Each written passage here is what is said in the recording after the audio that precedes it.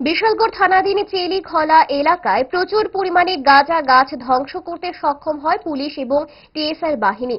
গোপন খবরের ভিত্তিতে বিশালগড় থানার পুলিশ চেলিখলা এলাকায় পুলিশ এবং টিএসআর বাহিনী যৌথ অভিযানে রবিবার সকালে চেলিখলা এলাকায় প্রচুর পরিমাণে গাঁজা গাছ ধ্বংস করতে সক্ষম হয়।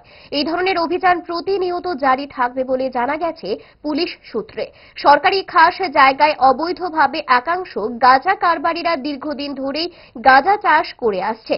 এই খবর পুলিশের কাছে পৌঁছানোর পর গাঁজা গাছ নিধন যজ্ঞে সামিল হয় পুলিশ প্রশাসন। বিশালগড় মহকুমার অন্তর্গত কমলাসাগর এবং বিশালগড় বিধানসভা কেন্দ্রের বিভিন্ন খাস জায়গায় এবং সীমান্তবর্তী অঞ্চলে অদৃশ্য শক্তির আঙুলি হেলেনে গাঁজা চাষের রমরমা চলছে দীর্ঘদিন ধরে। তবে তার সাথে তাল মিলিয়ে পুলিশ প্রশাসনও মাঝে মধ্যে অভিযান সংগঠিত করছে, যদিও জনগণের মনে বিভিন্ন প্রশ্ন উঠছে।